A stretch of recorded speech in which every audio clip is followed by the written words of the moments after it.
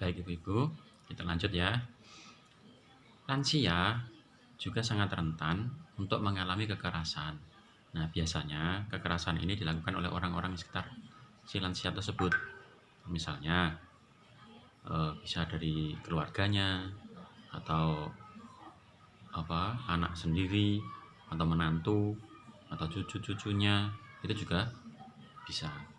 Nah, kira-kira Ibu-ibu, ada ndak yang pernah melihat atau mendengar sebuah kisah atau cerita mungkin tetangganya atau kerabatnya atau siapa ya yang mana ada lansia yang mengalami kekerasan oleh keluarganya sendiri?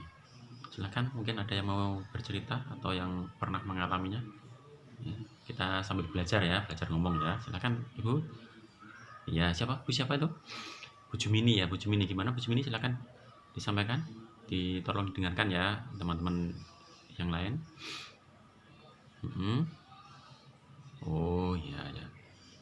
Terus sama anaknya gimana itu? Oh, berarti menantunya. Iya, iya, iya. Jadi begini Bu Ibu, ya dari sebuah cerita atau sebuah kisah sedikit dari Bu Jumini tadi. Tetangganya ada lansia, kemudian tinggal bersama anak dan menantunya.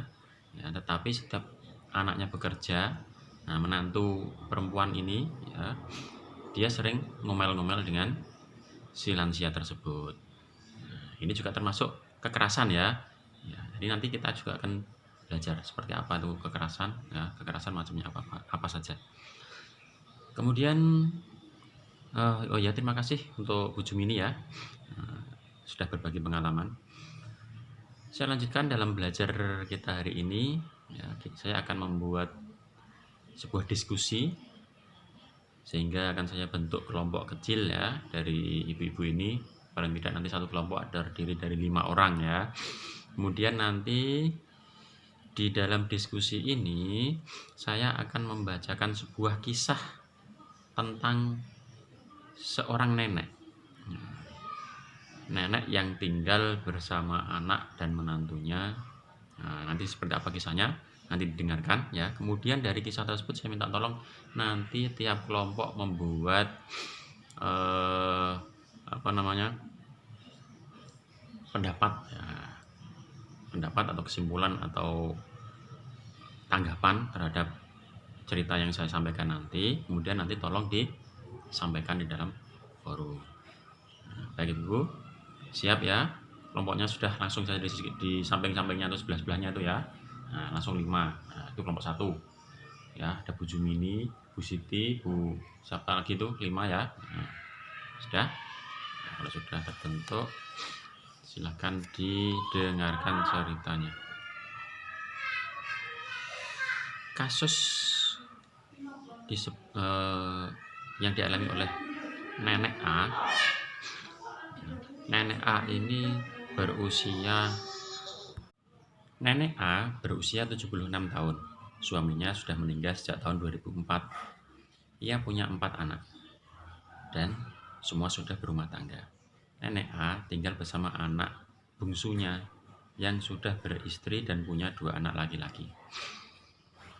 Namun, anak laki-laki nenek ini pindah bekerja di luar kota dan pulang hanya seminggu sekali, sehingga di rumah hanya dengan menantu dan cucu-cucunya. Menantunya sering bersikap tidak sopan seperti membentak, tidak peduli, bahkan beberapa kali tidak menyiapkan makanannya. Sedangkan kegiatan nenek sehari-hari adalah menjaga ruko miliknya.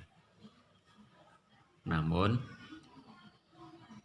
akhir-akhir ini nenek ini sering ditipu oleh pembeli. Orang yang membeli datang ke toko nenek mengatasnamakan si menantu nenek tersebut ya, dan mengambil barang dagangan yang ada di toko tersebut, sehingga pembeli tersebut tidak membayar. Bahkan pernah kejadian pula nenek ini tertipu hingga sebesar 3 juta rupiah. Melihat kondisi yang seperti itu, anak-anaknya menyarankan agar si nenek ini berhenti jualan. Namun si nenek tidak mau karena lumayan menghasilkan. Nenek A sering mengeluh dan mengatakan bahwa anak-anaknya tidak sayang padanya. Padahal anak-anaknya juga semua sayang pada pada nenek, yaitu dengan memenuhi kebutuhan seperti membelikan baju, membawakan makanan, menemani bercerita meskipun tidak dapat setiap hari. Karena apalagi tadi anak neneknya tadi bekerja di luar kota dan hanya pulang beberapa minggu sekali. Nah, demikian ibu-ibu ceritanya yang bisa saya sampaikan. Jadi kira-kira tanggapan ibu-ibu ini bagaimana? Silahkan ditulis di kertas yang sudah saya bagikan tadi ya. Kemudian nanti perwakilan dari kelompok untuk menyampaikan pendapatnya. Saya beri waktu kira-kira berapa Bu? 5 menit cukup ya? Baik, 5 menit saja. Silakan mulai dari sekarang.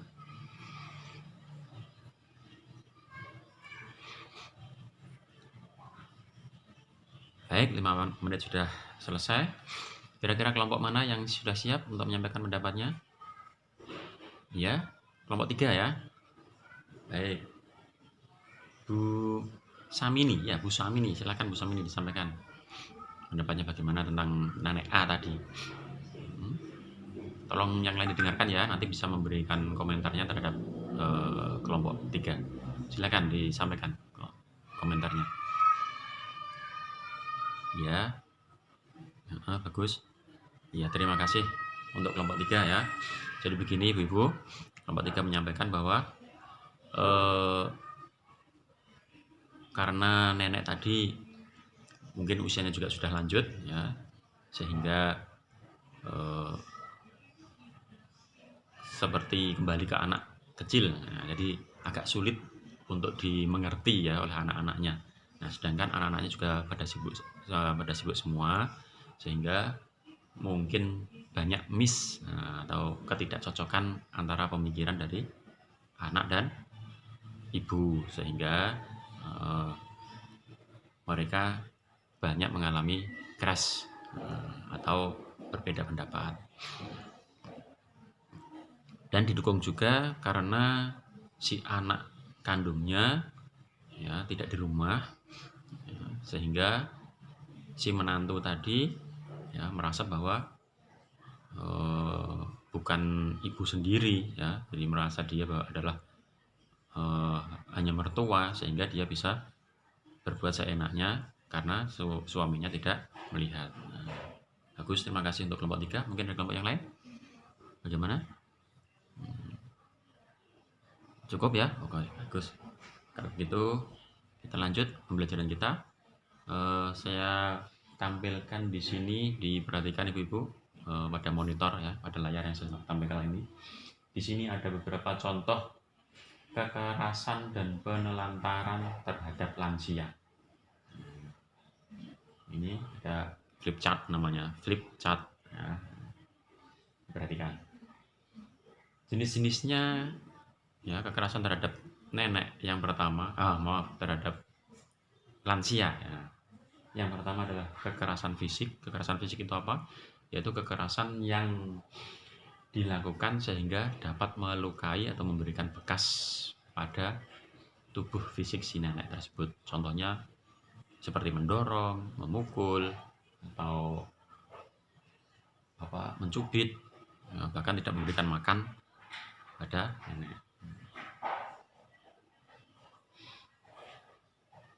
Yang kedua yaitu kekerasan berupa verbal atau kata-kata.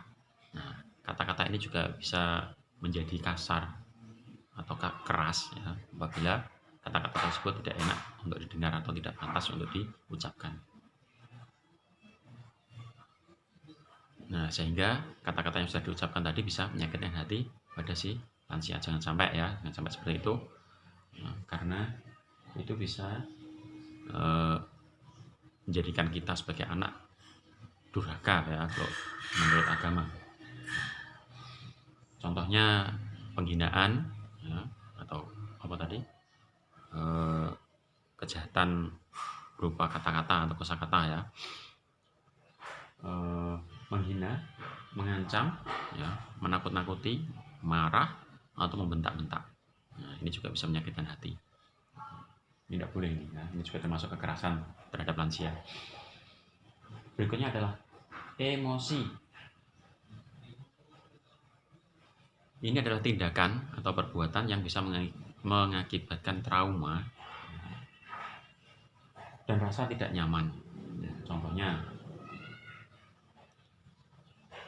tidak peduli pada lansia, mendiamkan lansia, kemudian lansia juga ditelantarkan, ya. Membiarkan lansia sendiri, contoh mau berobat ke klinik atau ke posyandu lansia, tidak ada yang mengantar, dia disuruh berangkat sendiri. Nah, ini tidak boleh ya, ini juga termasuk kekerasan. Yang terakhir adalah kekerasan finansial. Nah, ada yang tahu mungkin apa itu finansial, Bu? Iya, tentang harta benda ya, atau keuangan. Nah, ini kekerasan finansial ini adalah penyalahgunaan tentang harta benda milik si lansia. Contohnya memanfaatkan harta nenek atau lansia, ya, seperti uangnya lansia. Contoh, lansia dapat bantuan, nah, seperti PKH Plus ya, ada yang dapat bantuan PKH Plus ya, bantuan khusus lansia. Nah, itu uangnya ketika cair diambil oleh anaknya, nah, dipakai kebutuhan anaknya sendiri. Nah, ini tidak boleh ya. Nah, ini juga termasuk kekerasan finansial. Kemudian menggunakan uang-uang tadi, uang nenek atau uang lansia tanpa izin. Nah, kecuali loh Bu ya, kecuali kalau neneknya punya uang kemudian diberi pada cucunya, kemudian dibagi pada anak-anaknya, itu beda lagi ceritanya ya. Itu bukan kekerasan kalau yang itu. Kemudian tidak memberikan uang jajan. Nah, terkadang lansia juga pengen beli ini, pengen beli itu, atau membelikan jajan cucunya. Nah, itu kan juga harus punya pegangan uang. Nah, jangan sampai kita sebagai anak melupakan orang tua kita sehingga tidak pernah memberikan kebutuhannya, tidak mencukupi kebutuhannya. Nah, dan perlu diingat ibu-ibu ya, lansia itu adalah kita. Saya ulangi ya, lansia adalah kita di masa mendatang. Jadi jangan sampai kita menganiaya atau menyakiti lansia, maka kelak kita juga akan dibalas, disakiti pula oleh anak-anak kita. Jadi wa na'udzubillah ya, jangan sampai seperti itu.